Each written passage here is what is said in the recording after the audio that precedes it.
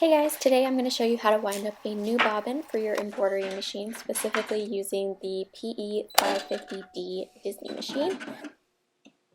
First, you're going to press the little machine with the question mark button and then select the second one for the bobbin. The first one will show you how to thread your machine. Now the machine's going to prompt you through how to exactly wind the bobbin with an animation on the screen. You just click the arrows whenever you're ready to advance. First, of course, you're going to need an empty bobbin. Go ahead and place it on top, and then just switch it over to the right. This is going to activate the bobbin spool. Next, choose whichever spool of thread you want to use to create your bobbin. So I'm just using a white spool that's about to run out but has enough for a bobbin still. I'm just placing it on the machine as I normally would for the regular embroidery thread. Continuing on with the animation, it goes through this hook, around another hook, around the circle, and then around the bobbin a couple times by hand before starting it. So let's try it. So first, when I went around this hook, I started noticing that the thread was going up, meaning it was getting caught on the thread saver is to keep it from unraveling when it's in storage. So I decided to add a piece of Scotch tape to prevent this from happening because it would just end up breaking my thread. Depending on what type of embroidery thread you're using, you may or may not need to do this, which is why I decided to keep it in the video. So let's continue on, going around this little notch here, and then around the little circle. So while I was doing this, I was actually talking to my sister, and for some reason my brain said, you know what, counterclockwise sounds great. So I did it counterclockwise, and you'll soon see why you're supposed to go clockwise. But I left it in because nobody's perfect and these things happen, so I'm going to show you what happens when you don't pay attention.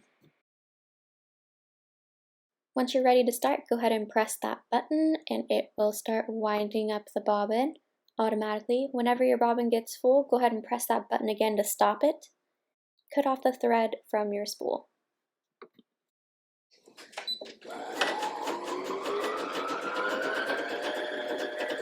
So for this spool, I just let it go until it was off the spool because there wasn't very much thread left on it. And when I pressed stop, I was like, wow, I guess there wasn't that much on the spool to begin with.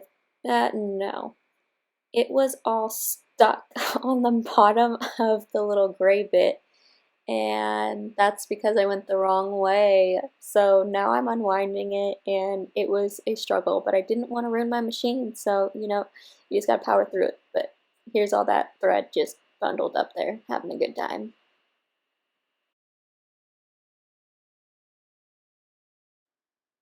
So learn from me, always pay attention to what way you're winding your bobbin. Don't just blindly do it and you won't have any problems.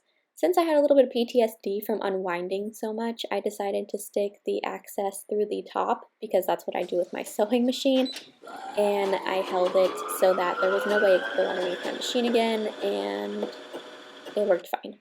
Whenever your bobbin's full or the spool has ran out of thread, go ahead and press that button again to stop it. Switch it back to the left and enjoy your beautiful bobbin. To get out of the tutorial and go back to the home screen, just go ahead and press the back arrow twice and you'll be back where you started.